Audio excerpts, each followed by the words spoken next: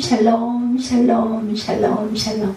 하나님 사랑합니다. 여러분 주 안에서 사랑합니다. 오늘 고린도후서 3장 말씀이죠. 17, 18절까지 있어요. 예, 그래서 새 언약의 일꾼들, 예, 우리가 다시 자천하기를 시작하겠느냐? 우리가 어찌 어떤 사람처럼 추천서를 너에게 붙이거나 혹은 너에게 받거나 할 필요가 있느냐? 너희는 우리의 편지라 말씀하십니다. 2절이죠.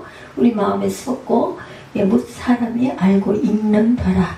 우리 모두는 편지입니다. 이렇게. 그래서 항상 남들이 무사람이 알고 읽는 그런 성품을 지녀야겠어요. 너희는 우리로 말미암아 나타난 그리스도의 편지니 이는 먹으로 쓴 것이 아니요 3절이죠. 오직 살아계신 하나님의 영으로 쓴 것이며 돌판에 쓴 것이 아니요 오직 육의 마음판에 쓴 것이라. 우리가 그리스도로 말미암아 하나님을 향하여 이 같은 확신이 있으니 우리가 무슨 일이든지 우리에게서 난 것 같이 스스로 만족할 것이 아니니 우리의 만족은 어디? 오직 하나님으로부터 나느니라. 그것들은 우리를 새 언약의 일꾼 되게 만족하게 하셨으니 율법 조문으로 하지 아니하고 오직 영으로 함이니 율법 조문은 죽이는 것이요 영은 살리는 것이니라. 돌에 써서 새긴 죽게 하는 율법 조문에 직분도 영광이 있어 이스라엘 자손들은 모세의 얼굴에 없어질 영광 때문에도 그 얼굴을 주목하지 못하였거든. 하물며 영의 직분은 더욱 영광이 있지 아니하겠느냐? 정죄의 직분도 영광이 있은지 의의 직분은 영광이 더욱 넘치리라. 영광되었던 것이 더 큰 영광으로 말미암아 이에 영광될 것이 없으나 없어질 것도 영광으로 말미암았은즉 길이 있을 것은 더욱 영광 가운데 있느니라. 우리가 이것은 소망이 있으므로 담대히 말하느니 우리는 모세가 이스라엘 자손들에게 장차 없어질 것에 결국을 주목하지 못하게 하려고 수건을 그 얼굴에 쓴 것 같이 아니하노라. 그러나 그들의 마음이 완고하여 오늘까지도 구약을 읽을 때 그 수건이 벗겨지지 아니하고 있으니 그 수건은 그리스도 안에서 없어질 것이라. 오늘까지 모세의 글을 읽을 때 수건이 그 마음을 덮었도다. 그러나 언제든지 주께로 돌아가면 그 수건이 벗겨지리라. 주는 영이시니 주의 영이 계신 곳에는 자유가 있느니라. 우리가 다 수건을 벗은 얼굴로 거울을 보는 것 같이 주의 영광을 보매 그와 같은 형상으로 변화하여 영광에서 영광에 이르니 곧 주의 영으로 말미암으니라. 주님의 영이 저와 여러분에게 충만케 하사 모세 얼굴에서 수건이 벗겨진 것 같은 확실한 성령의 음성을 들으시기를 주님의 이름으로 축복합니다. 부활하신 예수님은 바울을 이방인의 사도로 세우셨어요. 사도행전 22장 21절에 증거하고 있습니다.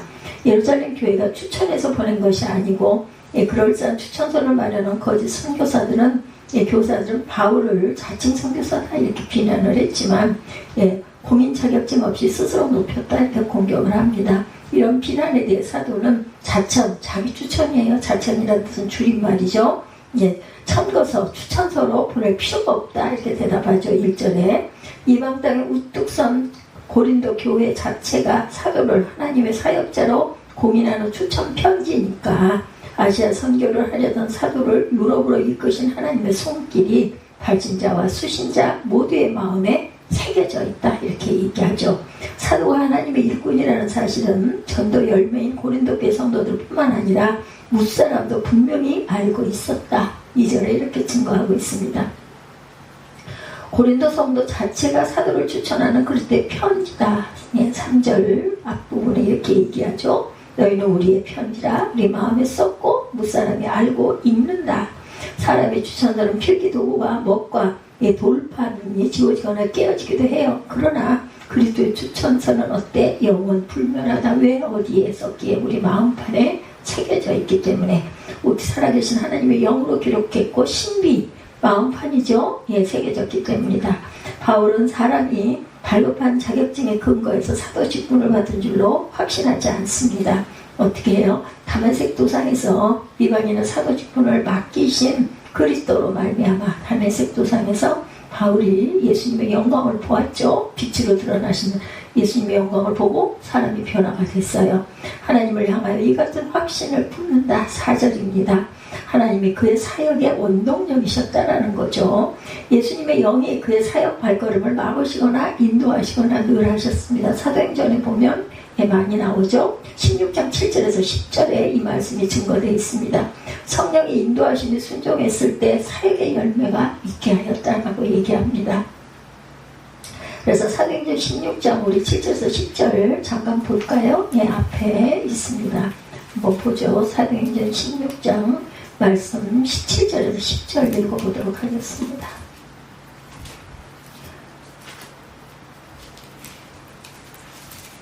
16장 6절에서 10절 말씀, 네, 페이지 214페이지에 있습니다. 7절에서 10절 보죠. 예, 무시아 앞에 이르러 비두니아로 가고자 애쓰되 예수의 영이 허락하지 아니하시는지라 무시아를 지나 드로아로 내려갔는데 밤에 환상이 바울에게 보이니 마게도냐 사람 하나가 서서 그에게 청하여 이르되 마게도냐로 건너와서 우리를 도우라 하거든 바울이 그 환상을 보았을 때 우리가 곧 마게도냐로 떠나기를 힘쓰니 이는 하나님이 저 사람들에게 복음을 전하라고 우리를 부르신 줄 인정합니다. 이렇게 성령께서 이렇게 인도하셔서 네, 우리가 그쪽으로 가지 말고 예, 하나님이 저 사람들의 복음으로 인도하기 위해서 그쪽으로 가지 말고 어디로 예, 환상이 보이면서 예, 무시아로 가지 말아라. 드로아에 내려갔는데 예, 마게도냐 사람 하나가 서서 그에게 청하여 마게도냐로 건너와서 우리를 도우라. 마게도냐로 오라. 이런 바람에 우리가 그리로 갔다. 이렇게 증거하고 있습니다. 여기 성령께서 지금도 저와 여러분에게 말씀을 하시고 인도하시죠. 그걸 민감하게 반응할 줄 알아야 된다. 하나님께서 사도 일행에게 새 언약의 일꾼 자격을 주셨고 6절 상반절에 보면 말씀하고 있어요.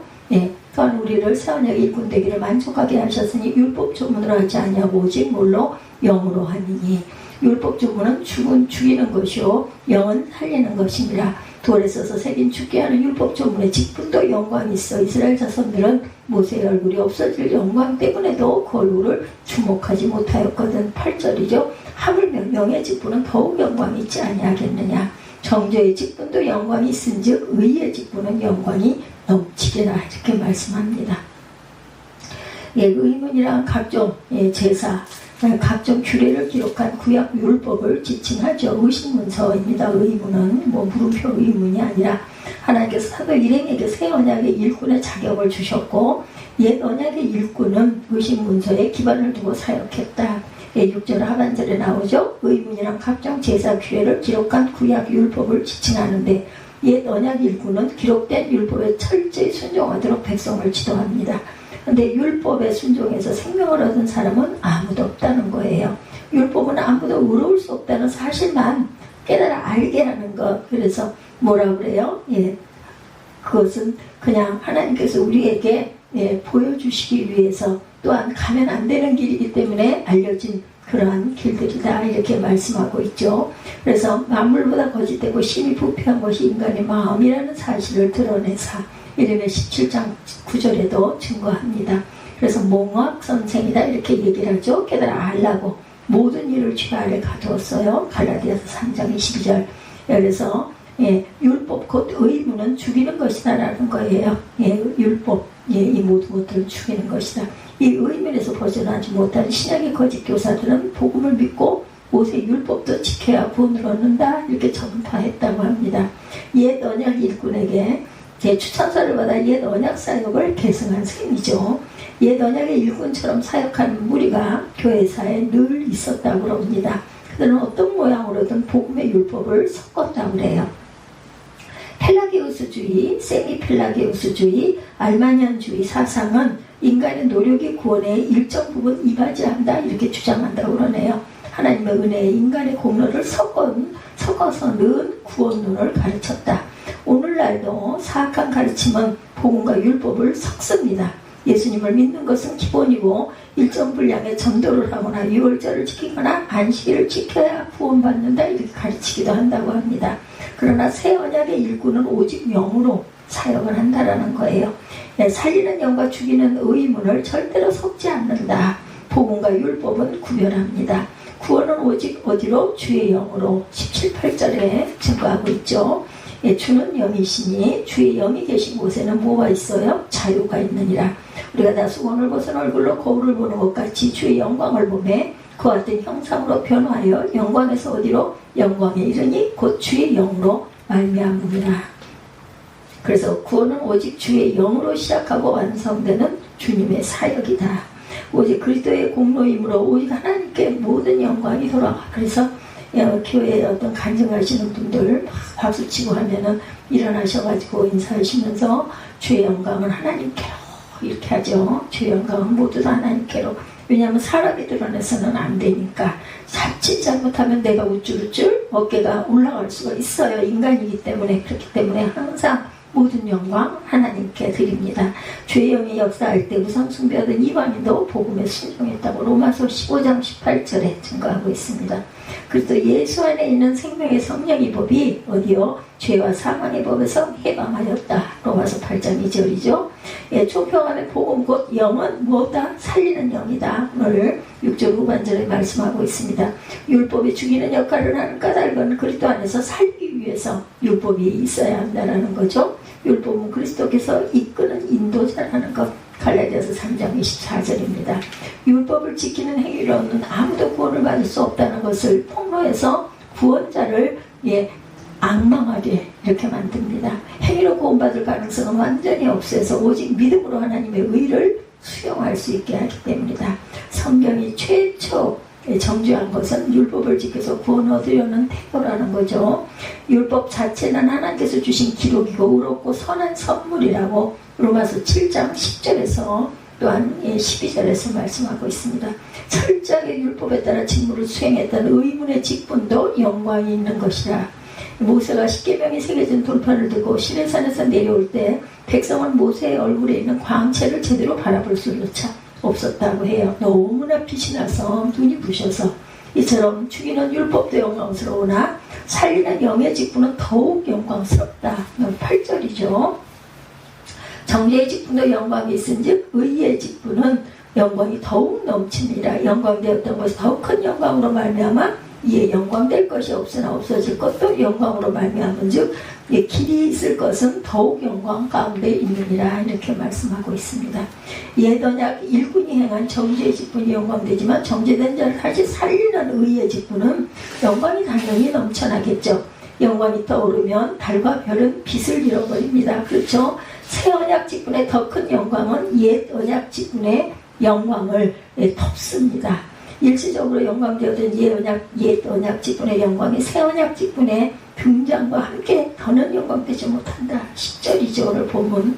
영광되었던 것이 더 큰 영광으로 말미암아 이에 영광될 것이 없으나 없어질 것도 영광으로 말미암았은즉 길이 있을 것은 더욱 영광 가운데 있느니라. 옛 언약 직분의 영광은 원래부터 그리스도가 오시면 없어질 것이었다는 거예요. 처음부터 계획된 것이다. 히브리서 9장 10절에 증거합니다.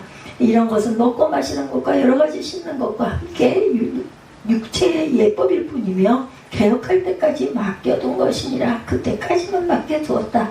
정죄를 통해 그리스도를 갈망하게 했다면 각종 의식을 기록한 율법은 역할을 충실하게 잘 수행한 셈이다. 그리스도가 오시면 옛 언약 사역은 끝나게 된다. 원형이 왔다면 모형은 자리를 내줘야 마땅해요. 그렇죠? 그래서 대제사장들, 구약의 제사장들은 예수 그리스도께서 대제사장이 되신 이후로 아무 상관이 없고 소용이 없다. 휘장이 위에서 아래로 갈라졌죠. 그래서 우리가 기도할 때 예수님의 이름으로 기도합니다가 아주 중요합니다. 요즘에는 모든 그 돈은 모두 다 하나로 통한다 해가지고 어디나 뭐든지 기도한다고 하면서 딱 빼는 게 예수님의 이름으로 기도드렸습니다. 욕만 빼요. 크리스찬들 아닌 사람들은 그렇게 해서는 안 된다는 거죠. 원형이 왔다면 모형은 자리를 내줘야 한다. 그리스도께서 오신 후에도 옛 언약 직무를 계속 수행하려는 것은 일시적인 영광을 내려놓지 않으려고 고집하는 것밖에 되지 않는다. 그리스도의 영원한 영광을 가리고 자기 영광을 지속하려는 그러한 악한 시도이다라는 것. 절대로 우리는 이렇게 해서는 안 되겠죠. 옛 언약의 직분은 거의 이스라엘 민족에게만 유익했다. 그러나 새 언약의 직분은 어느 민족 누구에게나 예수를 믿고 구원을 받겠다라고 하고 저는 예수 믿습니다. 입술로 고백하면 모두 다 은혜 안에 구원 안에 들어가죠. 옛 언약의 직분자는 수많은 소나 양의 피를 흘리면서 사역했지만 제사 효력을 얻으려면 예배자는 예루살렘 성전까지 가야 했고 흠없는 제물로 준비했어야 합니다. 직분 그렇지 않죠.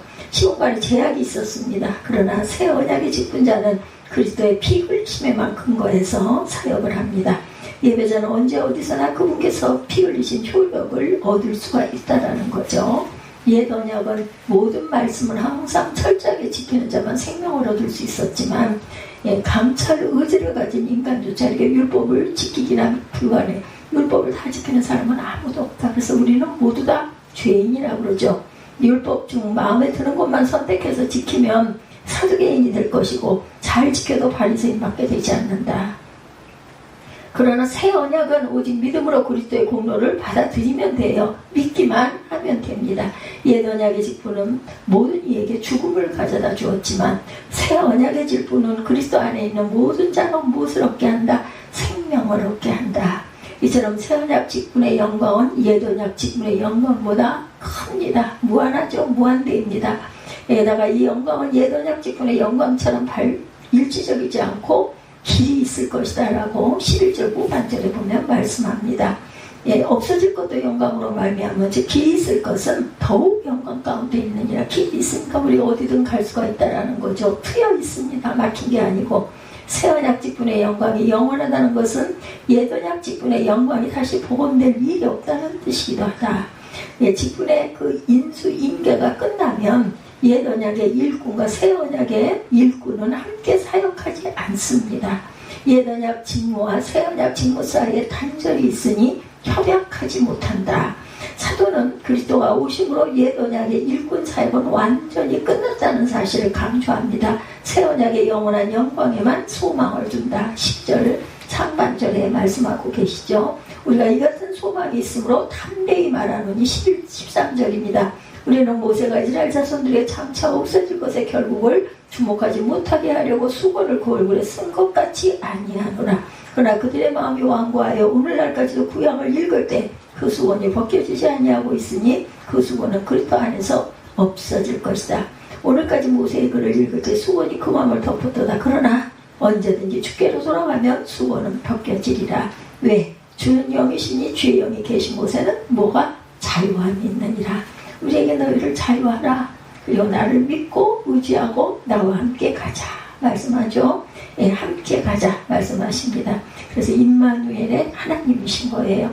사도는 주님의 복음만이 사라지지 않는 영원한 영광인 줄 알기에 아무것도 감추지 않는다. 담대히 복음을 드러낸다. 12절 후반절에 소망이 있으므로 담대히 내가 말한다.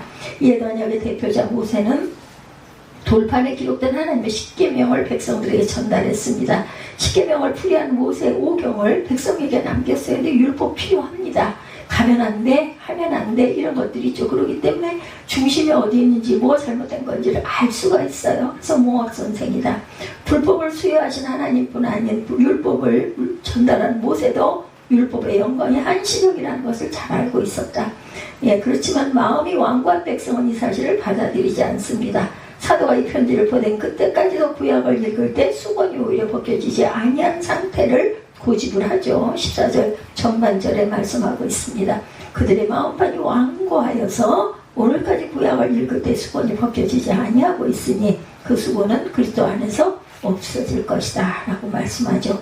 일시적인 영광에 주목하지 못하게 하려는 모세의 노력에도 불구하고 그들은 수건 속에 모세 얼굴의 영광이 계속 있는 것처럼 생각합니다. 모세가 준 율법의 영광이 영원한 것처럼 구약을 읽습니다. 그러나 사도가 담대히 선언한 바는 수건은 그리스도 안에서 없어질 것이다. 수건이 사라지면 모세의 영광이 사라졌다는 사실이 드러납니다. 이처럼 그리스도 안에서 옛 언약의 영광은 완전히 사라질 것이다. 모형에 집착하는 사람은 원형을 받아들이려 하지 않습니다. 그림자의 영광에 집착하는 사람은 실체의 영광을 깨닫지를 못합니다. 모세의 영광에 집착할수록 그리스도의 영광을 대적할 수밖에 없다. 실제 사두개인이나 바리새인처럼 옛 언약 종교의 지도자가 가장 완고하게 그리스도를 대항한다고 합니다. 그래서 아주 예수를 증거하기 가장 어려운 데가 이스라엘이라고 하죠. 그들은 예수님을 인정하지 않아요. 구약의 율법들만 믿고 갑니다. 그들보다 하나님의 영광을 외친 집단이 없었다고 그러죠. 그들보다 하나님의 율법에 열정을 품은 무리도 없었습니다. 제자 한 사람을 얻으려고 엄청난 희생들을 합니다. 그런데 예수님은 그들을 향해 복되신 화를 선언하죠.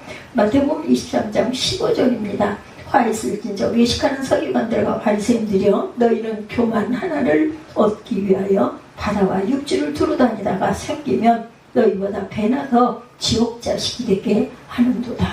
하나를 누군가를 얻고 나면 그를 지옥 자식이 되게 한다. 수건이 벗겨지지 않은 일꾼은 수건이 벗겨지지 않은 지옥, 그런 자식 곧 그리스도의 영광을 대적하는 자가 될 뿐이라는 것입니다. 바울도 한때 옛언약의 영광에 집착해서 그리스도를 대적했었어요. 그렇죠? 그래서 하면 색조상에서 부활하신 그리스도를 만나서 회개하고 새 사람이 되죠. 주님의 영광이 그의 눈에서 비를 같은 것을 벗겨내어 영광의 실체를 깨닫게 하셨다. 사도행전 9장 18절입니다. 사도는 아직 수건을 벗지 못한 자들이 자기처럼 회개하고 영원한 영광을 소망하기를 원하죠. 그러나 언제든지 주께 돌아가면 그 수건이 벗겨지리라. 오늘 본문 16절입니다. 회개할 때 주께서 수건을 벗겨주셔서 복음을 깨닫게 하신다. 죽이는 율법이 있는 곳에 많은 속박이 있습니다. 그러나 주님은 살리는 영이심으로 주의 영이 계신 곳에는 뭐가 있다? 자유함이 있다. 17절이죠. 주님의 영으로 사역하는 새 언약의 일꾼은 모두 수건을 벗은 얼굴로 거울을 보는 것 같이 주의 영광을 보기 시작한다. 그리고 주님과 같은 형상으로 변하여 영광으로 영광에 이를 것을 소망합니다. 이 모든 것이 무엇으로? 주의 영으로 말미암아 누리는 은혜다. 오늘 마지막 18절에 이렇게 증거하고 있습니다. 영광에서 영광에 이르느니 곧 주의 영으로 말미암으니라. 복음은 예수 그리스도의 영광만 드러내요. 율법은 사람에게 영광을 돌리게 합니다. 주님의 영광을 사람에게 돌리는 자는 우상 숭배자다. 1장 23절에 이렇게 말씀하고 있죠. 로마서 1장 23절에 썩어지지 않냐는 하나님의 영광을 썩어질 사람의 새와 짐승과 기어다니는 동물 모양의 우상으로 바꿨느니라. 그리스도의 영광을 대적하니 저주를 면할 수가 없다라는 거죠. 항상 그리스도의 영광으로 충만한 저와 여러분들이 되시기를 주님의 이름으로 축복합니다. 오늘 고린도후서 3장 말씀 1절에서 18절 새 언약의 일꾼들이 되시는 저와 여러분들이 되시기를 주님의 이름으로 축복합니다. 결단하시고 기도하시고 축도로 예배를 마치도록